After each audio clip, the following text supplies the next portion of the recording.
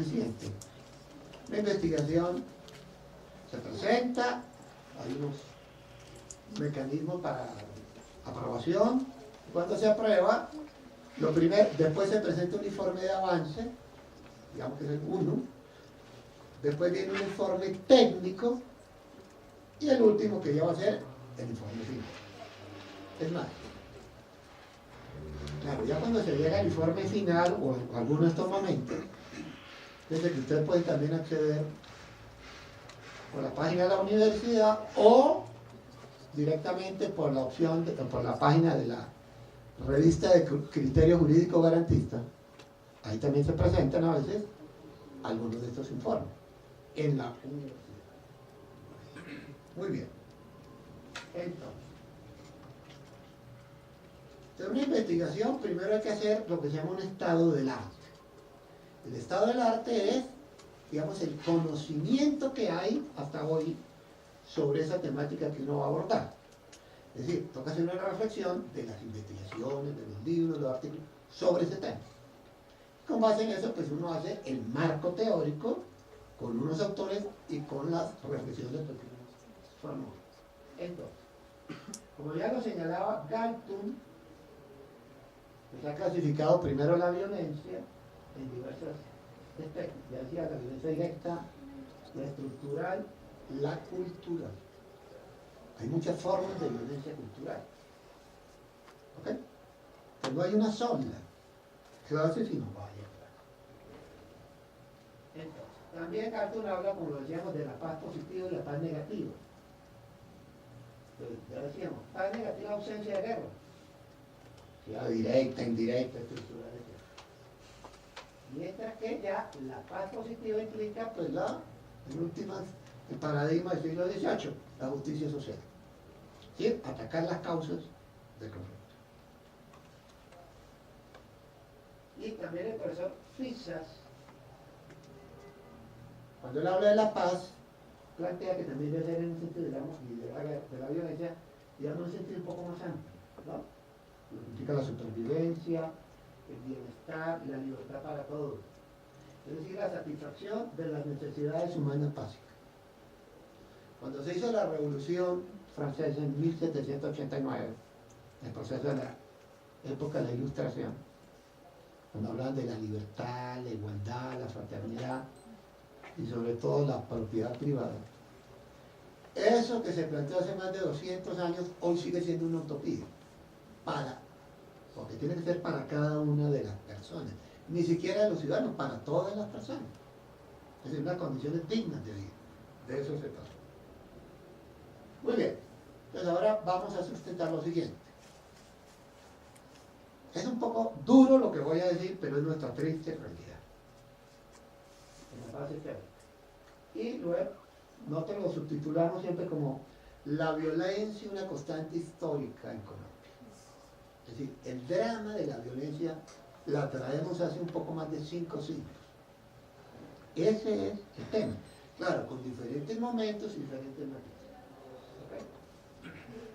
Entonces, si nos ubicamos a la llegada de los españoles, o portugueses, o ingleses, o franceses a América a finales del siglo XV, principios del siglo XVI, pues la llegada de ellos fue violenta. Ellos estaban aquí y ni siquiera le reconocieron un hecho como era lo que los romanos llamaban una posesión sobre la tierra. No, ellos desconocieron eso. La mayoría de los indígenas eran politeístas y les impusieron un solo Dios a la brava. Siempre en los barcos, la etapa de conquista, tenía que venir un conquistador para imponer violentamente, pero tenía que venir un cura para su imposición religiosa. Es decir, alguien que pensó que había 10 dioses y desde hoy le dijeron no tiene que ser uno. Ese fue un proceso de violencia también sobre él. O sea, la traemos desde la llegada de los españoles. En el siglo XIX, cuando se dan causas externas e internas y se hace el proceso de la independencia, pues la independencia se hizo de manera violenta. Fue necesario organizar el ejército libertador en nuestro caso. Es más, este fue un proceso que en la época fue corto, porque el ejército libertador se hizo en 1817. 1817 y concluyó actividades en lo que hoy es Colombia, 1819. Continuó hasta llegar a lo que hoy es Bolivia, por un par de años después. Se fue de manera violenta. En ese momento hubo dos sectores: los que defendían el rey, los realistas, y los que estaban de acuerdo con la independencia, los patriotas. Pero fue mediante la guerra, pero hubo un primer intercambio humanitario en 1819. Después de la batalla de Boyacá, que fue la definitiva, no la más importante, pero sí la definitiva, los soldados patriotas que habían sido retenidos por los españoles fueron devueltos a cambio del contrario. Ese fue un intercambio humanitario, pero de manera violenta. Muy bien. De ahí en adelante, lo que se llama el Estado, o la construcción de un Estado en nuestro país, pues el siglo XIX estuvo atravesado por 9 guerras civiles nacionales. En 80 años. Del año 21, ¿sí? Llegamos a fin de siglo.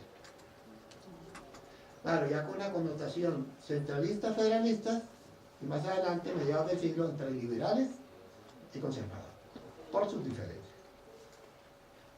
¿no? Entonces, concluimos el siglo XIX en guerra, de los 1000 días, 1899-1912. Y el efecto inmediato, la pérdida de un brazo de nuestro país, Panamá. Una vez firmado el acuerdo de paz, ahí, ¡pim! Entonces, ahí tenemos algunos conflictos, ojo, que son los siguientes. En el año 28, la masacre de las bananeras. En la década de los 30 y de los 40, conflictos en zonas rurales de algunos departamentos del país. Cuando ya llegamos a mediados del siglo XIX, pues se presenta lo que se llama la muerte del líder liberal Jorge Eliezer Gaitán. Que recordemos, llegó moribundo a donde queda donde están los directivos de la universidad, casa que no se puede tocar porque es monumento, cuando ahí funcionaba la clínica central. Claro, ese hecho marcó una violencia partidista, la pertenencia a uno u otro partido. O sea, lo vamos a decir con un símbolo muy dramático. Si un liberal de la época llegaba con una corbata roja a un municipio conservador, o lo contrario, conservador con corbata azul, le podía implicar la muerte. El solo hecho del color que identifica un partido, o sea, la demencia total, pero de carácter partidista, que es la que nos da paso pues, a la época de lo que se llama yo la pongo entre comillas, violencia. Realmente la violencia pues arranca un poco atrás, pero bueno, tomémoslo como referente ese momento. Posteriormente, en los años 50, pues vamos a tener la dictadura roja pinta. Algunos lo llamaban no la dictadura, sino la dicta blanca. Él llegó al poder no violentamente, pero ya posteriormente la cosa cambió, ¿no? El gobierno de transición de la Junta Militar y el muy polémico mecanismo del Frente Nacional para salir de la dictadura, con las implicaciones pues, conocidas, ¿no? La alternación en la presidencia durante 4 periodos entre liberales y conservadores, y la distribución de toda la burocracia nacional, regional y local entre miembros de uno u otro partido. ¿Qué acabaron? La oposición. Acabaron la oposición legal. En esa época una persona aspiraba a un cargo y no era ni liberal ni conservador, tenía 2 opciones: o no acceder al cargo o torcerse, aparentar ser liberal o conservador, o si no, ¿y cuál fue el efecto? Pues lo más grave. El efecto fue el surgimiento años después de los diferentes movimientos guerrilleros. Se acabó el espacio legal y algunos creyeron que la vía era armada. En el año 64, primero la FARC, después el ELN, un par de años después el ELN y el EPLN y el M19 en el año 74, entre otros. Entonces, ese cerramiento de la vía, digamos, política legal, nos trajo un efecto muy grave en la violencia. Muy bien. Y por eso, después continuar. Claro. Ahora vamos a mirar un momento los diferentes intentos de negociación que hemos tenido. Pero afortunadamente, algunas de estas guerrillas, las del gobierno de Barco o de Gaviria, negociaron, bueno, más que negociaron, se entregaron y se desmovilizaron. Pero salieron como actores electos, como fue el M-19, el EPL, Quintilani, la corriente de revolución, etc. Muy bien. Diversos intentos de negociación. Se fijan que este es muy importante. Colombia ha tenido muchos conflictos, vamos a tomar, digamos, de los años 50 hasta hoy nomás. Ha habido muchos intentos de una solución política al conflicto, que por diferentes motivos, salvo el final, se logró con esta guerrilla de la FARC. Hay un trabajo de un libro muy importante del profesor Ramírez Orozco, que es colombiano, que vivió muchos años por fuera y hace poco volvió a Colombia, el profesor acá en una universidad, que tiene un título muy sugestivo. Se llama La Paz Extraviada. Después se lo vamos a tener como referente. Entonces, precisamente la paz extraviada sería el proceso del año 49 al 53. Es decir, durante el conflicto entre liberales y conservadores no fue posible ninguna negociación. Pero, digamos, se trató de hacer algo que no prospera. Después viene la paz de la dictadura de Rojas Pinilla, 1953 y 54. Rojas Pinilla negoció con la guerrilla liberal de Llaga y logró una desmovilización importante de guerrilleros liberales.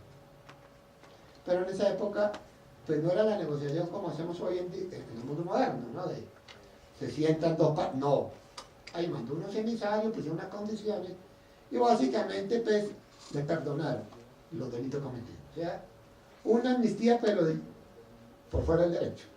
No, ninguna norma. Y les dieron un dinero por cada fusil o pistola que entregaran. Eso se utilizó mucho en el siglo XIX. Pero bueno, otro intento que vale la pena destacar. La paz excluyente, 1958-34.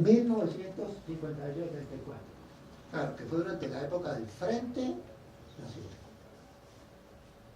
Hubo algunos intentos allí que no se concretaron. La siguiente, la paz represiva, 1974-82. Desde que esta época va desde el fin del Frente Nacional, López Miquelsen fue el primer presidente pobre, hasta el año 82.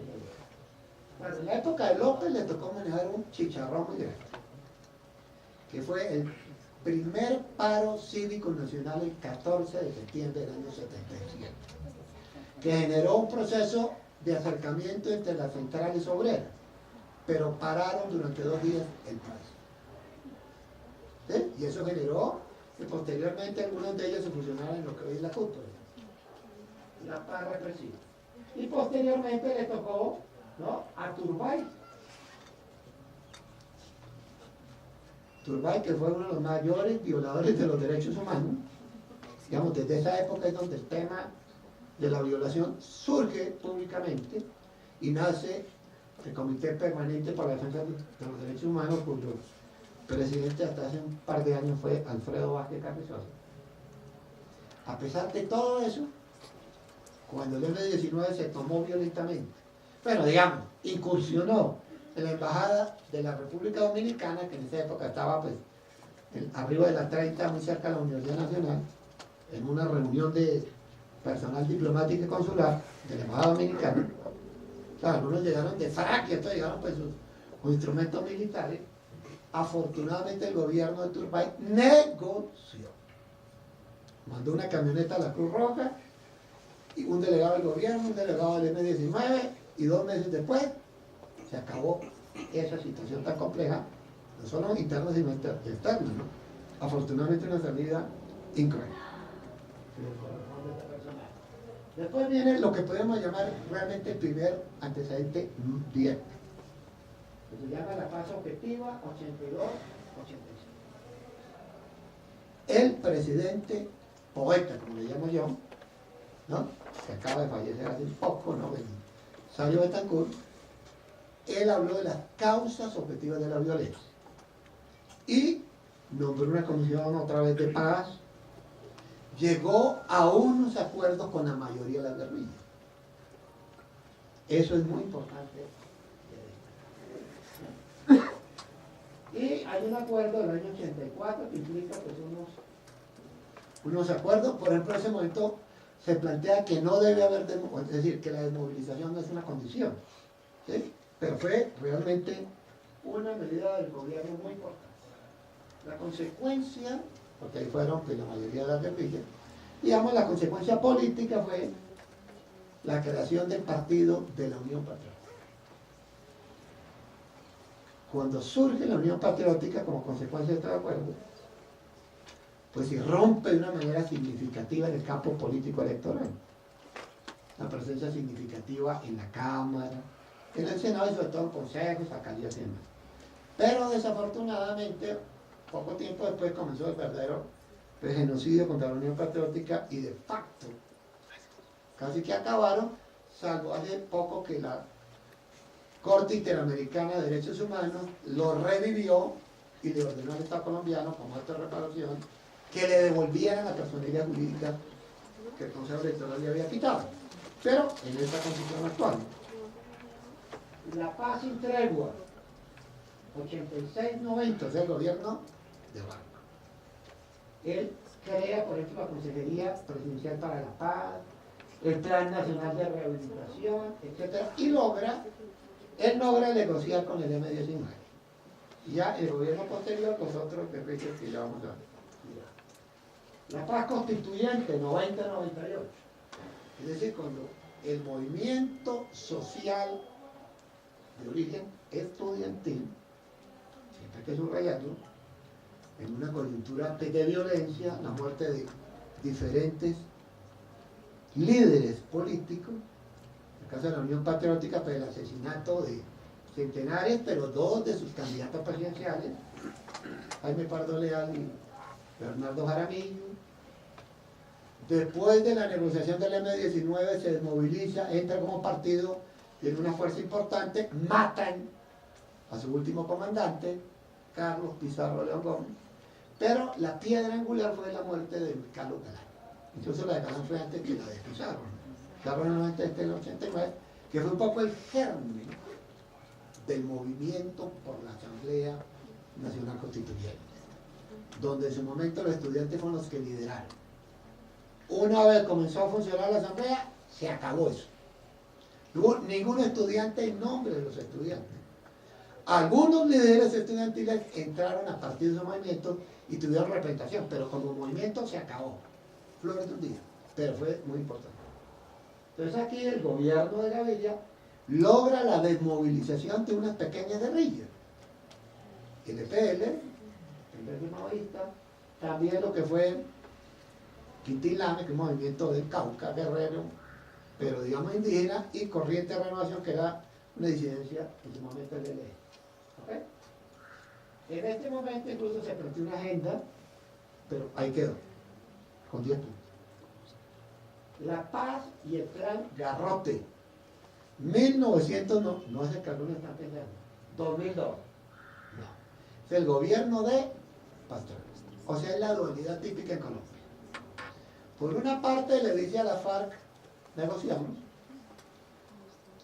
la zanahoria, pero por otro el garrote, el Plan Colombia. O sea, la imposición del gobierno de los Estados Unidos sobre pretexto del narcotráfico. Hay una ambivalencia. Pero hubo el intento fue en una zona de 42.000 kilómetros. Curiosamente algunos lo llaman equivocadamente, dice que el Caguán, como el Caguán era el municipio más pequeño, único de ese departamento de Caquetá, porque el resto eran 4, de Meca. Era casi el territorio de un país centroamericano. Que el Estado le dijo a la guerrilla, téngalo y nos vamos. Porque todo el Estado, por lo menos desde el punto de vista militar, se retiró. Pero ¿quién iba a negociar 101 puntos? La agenda era de 101 puntos, no negocia ni matraca. Pero bueno, hubo otro intento, sin duda. Pero el garrotazo viene por cuenta de Plan Colombia. Esa violencia fue complicada. Muy bien. Y hasta que se rompió la negociación, ¿no? Como era obvio, febrero del 2000, Guillermo de Pastrana, ya acabando, dijo se acaba, pero les dio plazo a los guerrilleros para salir de la zona de despeje. No fue que llegaran los helicópteros, no. Ahí sí se cumplieron los protocolos. Muy bien, La Paz, este nombre no lo pongo yo sino el profesor Ramírez. La Paz entre amigos. 2002, 2006, 2006, 2010. El candidato que tenía el 3%, por lo que algunos llaman el innombrable, se montó en el fracaso de la negociación de Caguán. Aunque el Caguán se planteó una salida negociada, entonces este candidato plantea que la solución es militar. Y obvio que frente a un fracaso se consolidó y se montó dos, incluso aspiró a ser pues, 3 veces presidente. Hay no una negociación propiamente, pero digamos una desmovilización de lo que llamaban las autodefensas, o sea, los paramilitares. La mayoría, y por eso se pidió una ley equivocamente llamada Justicia y Paz. La mayoría de los miembros de esos paramilitares nunca pagó un minuto de cárcel. Han sido pocos, pero con un beneficio muy grande porque la pena va de 5 a 8 años. O sea, uno que cometió 1000 homicidios y torturas, pues la pena máxima, si cumplió las condiciones, claro, era de 8 años. Entonces el gobierno incumplió el acuerdo, porque a los principales líderes paramilitares los mandó a estudiar inglés, extraditados a los Estados Unidos. Y algunos de estos personajes se han regresado, se cumplieron allá. Pero acá tienen que ponerse por lo menos en esta jurisdicción. Muy bien. Y este nombre se lo coloco yo, La Paz Posible. Posible. 2010, 2016, digamos como proceso de posesión. El día de posesión del presidente Santos, 7 de agosto del 2010, en su primer periodo, en su discurso dijo una frase clave, que la llave de la paz no está perdida. Es decir, que él lanzó, pues obviamente al viento, a ver si alguien cogía eso. La paz no está perdida. O sea, el día que se posesionó dijo, la solución tiene que ser política. Sin decirlo, ¿no? Y esto se concretó en el periodo 2010-2016. Con una cosa muy importante. Primero, la negociación se hizo fuera de Colombia. Eso fue importante. Porque los ruidos del conflicto interno pues, iban a impactar menos afuera que adentro. Y algo que hoy es clave en el mundo, porque no es de Colombia, que todo proceso de negociación tiene que tener participación de la comunidad internacional. Más que participación, yo diría presión de la comunidad internacional. Entonces, hubo una participación importante de Cuba, de Noruega primero, Cuba, Venezuela, Brasil y Chile. Digamos, Noruega un acto simbólico, pero Cuba porque fue el del 22 de agosto y finalmente el primer acuerdo del 2016. Muy bien. Hay que recordar que el inicio de la negociación y hasta un momento se hizo sin cese al fuego. Obviamente que si hay una negociación en esas condiciones, el tema es complejo. Pero en un momento determinado la guerrilla de la FARC hizo cese de carácter unilateral y en algún momento bilateral, y hoy en el acuerdo un cese al fuego bilateral y definitivo. Ese es uno de los temas que quiero tener en cuenta en la mesa de negociación que está en el limbo con el ELN. Porque las dos partes aceptaron la negociación en medio del conflicto político-militar. Cuando lo que se aspira, por lo menos en algún momento, es que haya un cese al fuego. Razón por la cual, pues, de parte y parte, pues siguen actividades de carácter militar. Sin duda, que tiene que haber un momento en el cual debe pasar. El acuerdo final con la FARC tuvo 6 grandes temas. Hacia un nuevo campo colombiano, 2, el nuestro, participación política, apertura democrática para construir la paz, el 3, el fin del conflicto, 4, la solución al problema de las drogas ilícitas, Quinto, acuerdo sobre las víctimas de conflicto. Y 6, la implementación, verificación y sustentación. Que hemos destacado en la investigación del segundo.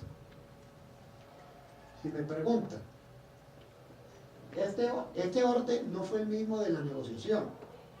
Es decir, hubo puntos que se pudieron haber aprobado primero, no, o sea, no se siguió la agenda 1, no. Lo que me parece a mí que no es correcto es haber puesto de punto 3 el fin del conflicto cuando ese es el último.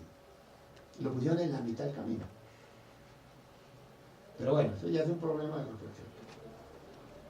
Muy bien, vamos a hacer muy puntualmente, unas reflexiones de experiencia internacional de los últimos años. Solamente los últimos. Uno, El Salvador en el año 92 logra un acuerdo de paz.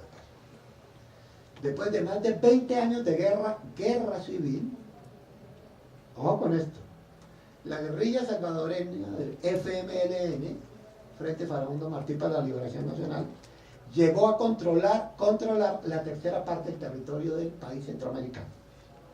Pero afortunadamente por la presión internacional, esto también se negoció sobre todo en México, se llegó a un acuerdo.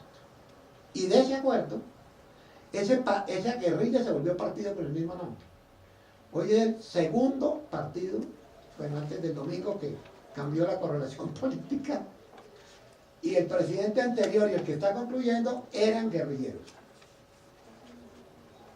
Cambió el domingo, porque un disidente del FMLN, que había sido hasta octubre alcalde de San Salvador, la capital, utilizando los medios masivos de comunicación y su pinta, hoy es el presidente electo. O sea, el palo, derrotó a la Arena, que es, digamos, la expresión de la derecha salvadoreña, y el FML, que realmente perdió por importancia. Pero, en paz, obvio, tiene un problema crítico, que son las maras. De alguna manera la violencia se recicló allá. O sea, las maras son, digamos, las bandas juveniles, que tienen poder hasta en los Estados Unidos. Segundo, Guatemala, un poco posterior, en el año 96, en este caso no fue uno, sino 13 acuerdos, también logró eso, se transformó la antigua guerrilla en partido, pero electoralmente el resultado ha sido muy modesto, pero bueno, se ha cumplido parcialmente. Uno saliendo de América yendo a Europa, Irlanda del Norte. O porque allá hay un tema fuera de lo político que es religioso. Irlanda forma parte de Gran Bretaña. La mayoría es protestante, en Irlanda también. Y la minoría es católica. Como una fuerte exclusión sobre los católicos, crearon en su contexto, no de América, una guerrilla que fue el IRA, que se transformó en lo que se llama Sinn Féin, como que es el partido que lo representa. Ejemplo, el primer ministro de Irlanda del Norte es, digamos, del partido tradicional. Y el viceprimer ministro es del antiguo IRA, Y eso se ve reflejado en el gobierno. Pero es un tema muy complicado. Con un solo dato. Hubo un delegado directo de los Estados Unidos en esta negociación. Por una razón. Hay cerca de 10 millones de norteamericanos de origen irlandés. Comenzando por la familia Kennedy. Y un caso mucho más reciente, el 2001, que es Macedonia. Recordemos que hasta los años finales de los 80, comienzos de los 90, existía un país en el centro de Europa que se llamaba Yugoslavia. Pero, por ejemplo, había una provincia que era Serbia, la mayoría de esa, pero había otras minorías ahí, y lo mismo los macedonios, o sea, complejísimo. Desde el punto de vista cultural, lingüístico, religioso también. Por ejemplo, los bosnios son musulmanes. Macedonia fue el único estado, porque ahí se separaron, donde no hubo una guerra. La llamada guerra de los Balcanes se dio en las diferentes. Bueno, acá no, curiosamente. Este fue un proceso que en un mes se llegó a un acuerdo, curiosamente. Entre otros. Muy bien. Entonces, finalmente vamos a redondear. Retomamos el acuerdo final de paz en el caso colombiano. Entonces, ¿cuándo es posible que una negociación prospere? Eso va a depender de una serie de circunstancias. Pero fíjense ustedes. Uno, cuando los conflictos son extremadamente complejos y duraderos en el tiempo, caso colombiano. Segundo, cuando los esfuerzos por controlar, digamos, desde el punto de vista del conflicto lateralmente por las partes contendientes, porque han llegado, digamos, a un impasse. O sea, hay un conflicto que surge, digamos, que no se puede manejar. Tres, cuando ninguno de los oponentes está dispuesto a seguir tolerando los costos. Cuarto, cuando las partes contendientes están dispuestos a romper la situación de impasse. O sea, hay diferentes métodos. ¿Por qué fue posible que después de este largo conflicto en Colombia, esta negociación durante el gobierno del presidente Santos Calderón lograra, en lo que atañe a esta guerrilla de la FARC, antigua guerrilla, fuera posible la negociación? Digamos, aquí hubo circunstancias tanto internas como externas. Sin duda, si comenzamos por lo segundo, hubo unas condiciones internacionales favorables. A diferencia de los años 80 y 90, había varias guerrillas en varios países, pues en este caso ya la única excepción era económica. Dos, teníamos una experiencia acumulada en procesos previos del gobierno de Belisario, de Pastrana. Me explico. Hay también una circunstancia, digamos, militar. No tanto política, sino político-militar. Cuando hay un conflicto, y digamos, en este caso el Estado y la guerrilla, están, entre comillas, ¿no?, al mismo nivel, pero relativamente es posible negociar. Si uno de los dos es mucho más fuerte, no se puede negociar. ¿Me explico? Durante el gobierno de Pastrana, durante la época de la negociación frustrada del Caguán, el efecto que produjo esa situación del despeje generó un fortalecimiento político-militar de la guerrilla. Y dio los golpes que nunca en su historia había dado. Llegar a la capital de un departamento como Mitú. Para llegar a Mitú solo se llega por el avión o por el agua. Llegaron 3.000 o 4.000 guerrilleros, llegaron y nadie supo. O sea, los sistemas de inteligencia pues fallaron para el Estado. Secuestraron cientos de soldados. O sea, se fortaleció. En el gobierno del 2002 al 2010, de la mano dura, sin duda alguna, la guerrilla recibió los golpes más duros de la historia. Y lo dieron sobre todo del aire. Los bombardeos. Y cayeron sus comandantes más de la línea militar. En un caso se invadió el hermano pueblo del Ecuador e hizo una operación totalmente ilegal en el campo internacional, dando de baja a un alto dirigente de la guerrilla, Raúl Lorenzo.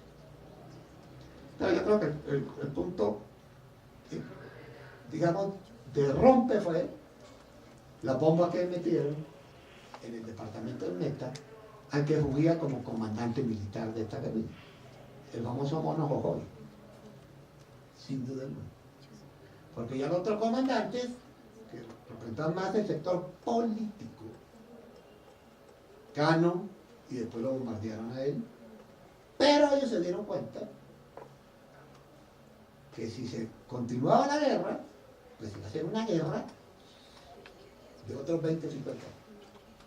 Sin duda, ellos, creo, se dieron cuenta que las condiciones históricas eran distintas del año 40 al momento de ahora. O sea, son paradojas. Fíjense, lo mismo, fíjense que el tema hoy que nos han metido a Venezuela. Entonces ya, no hay problema en Colombia y hay problema en Venezuela. Cuando ese problema lo tienen que resolver los venezolanos como ellos consideran. Porque Colombia no puede ser la base militar de invasión a un vecino, porque eso sí sería ya lo último. Ellos resuelvan un problema muy complejo. Entonces el gobierno de Santos también, o sea, sin duda que el gobierno dio pie para la negociación. El hermano, uno de los hermanos del presidente, es un papel clave en la etapa número 1, la etapa de previa, que son 3 etapas. Una etapa de acercamiento, una etapa de negociación y una etapa de negociación. De fin de conflicto social. Enrique Santos Calderón, que fue un periodista pues, importante hasta que llegó su hermano, o sea, que llegó. Exploratoria. Esta etapa tiene que ser secreta. Si la etapa exploratoria se hace pública, normalmente se revienta. Afortunadamente, en esta etapa se cumplió con esto. Segundo, la etapa de negociación es definir una agenda, creer en el otro. Que hay una cosa que hay que decir. La negociación se hace es con el enemigo. Con los amigos no se negocia. Es un principio también. Desde el punto de vista político. Y la implementación, o sea, los conflictos. Entonces, en el tema político, la modernización del campo, que es el punto 1. Los derechos de las víctimas, pues el punto 5, que es toda la creación pues, de la JEP, la Comisión de la Verdad, la Unidad de Búsqueda de reforma para permitir una mayor participación política. Ese es el tema que estamos aquí. Que, por ejemplo, lo importante es, uno, que se piden las normas. En el campo político ya se han expedido, ya lo vamos a mirar en un esquema, se han expedido algunas normas, algunas reformas constitucionales, algunas leyes, y parte de eso, algunos decretos que reglamentan este tema. Sí, pero eso nos toca que tomen tierra, porque si no están allá en el Santo Sepulcro. De esa muerte. Entonces, por ejemplo, en el tema 2, derecho y garantía plena para el ejercicio de la oposición. Derecho y garantía para el ejercicio de la oposición. En este punto estamos hablando. Garantías de seguridad para el ejercicio de la política. Aquí el gobierno, mejor dicho, hay 2 formas de incumplir un acuerdo.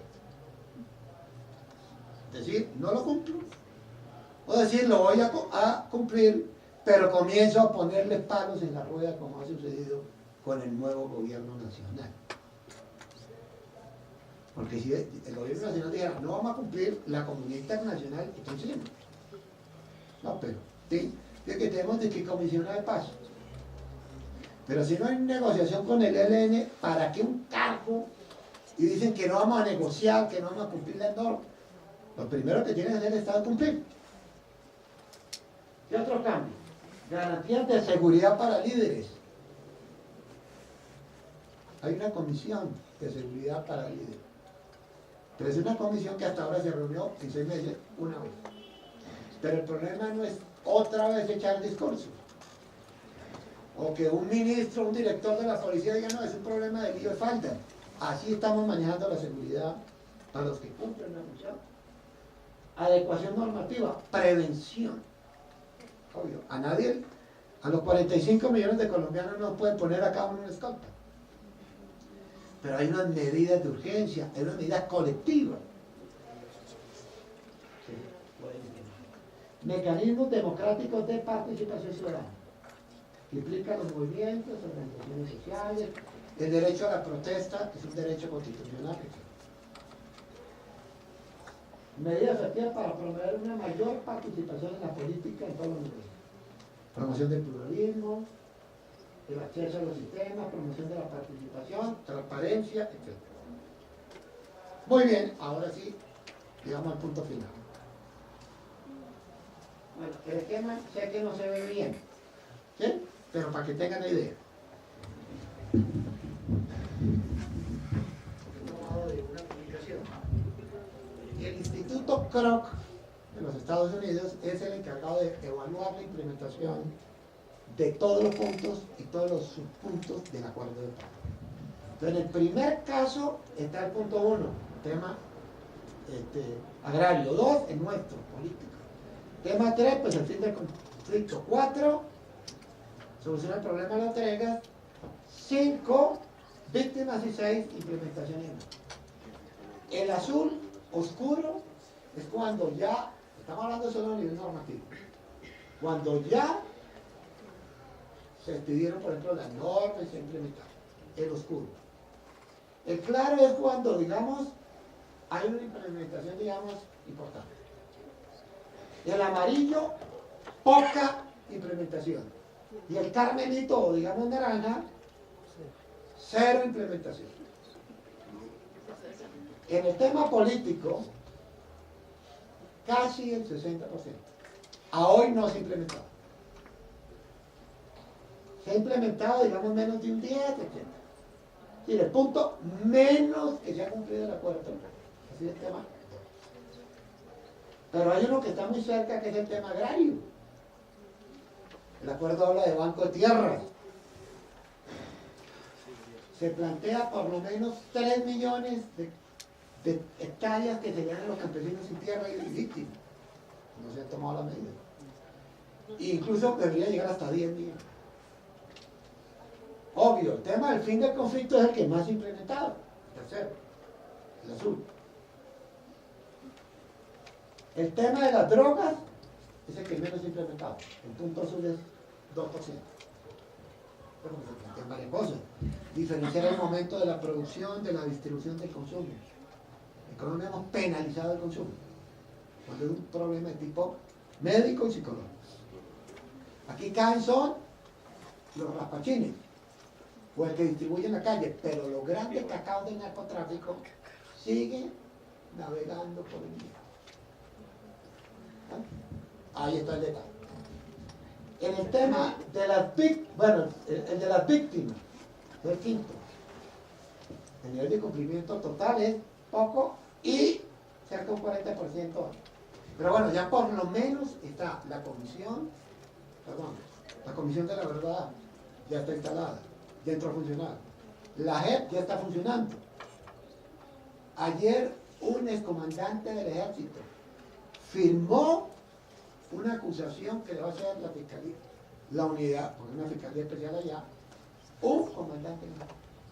Claro, no ha aceptado, porque quiere decir que se va a ir a un debate probatorio y demás, que la fiscalía le pruebe que él dio las órdenes de los más llamados factos políticos, o sea, homicidios de personas protegidas.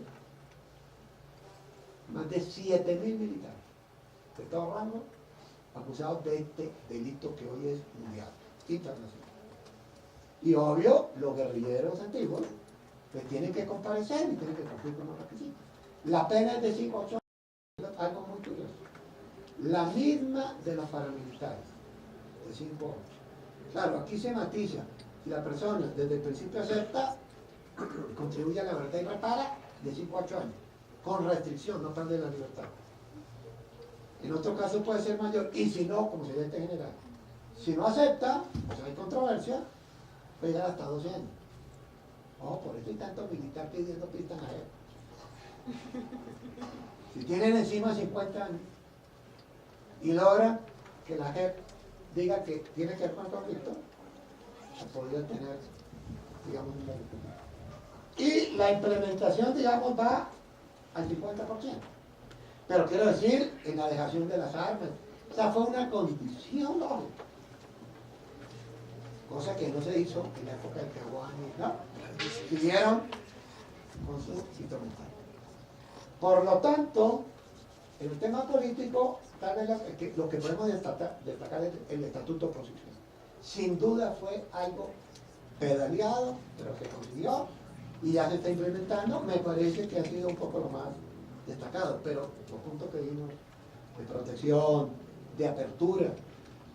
Si uno mira finalmente las reformas políticas que ha hecho el Congreso en los últimos años, ha sido para limitar el número de partidos y movimientos. El umbral para el Senado, que no había antes, de 2, ahora lo suben a 3. Un partido de movimiento no tiene 500.000 votos, no existe en el Senado, es el promedio. En la Cámara pues tiene otros parámetros.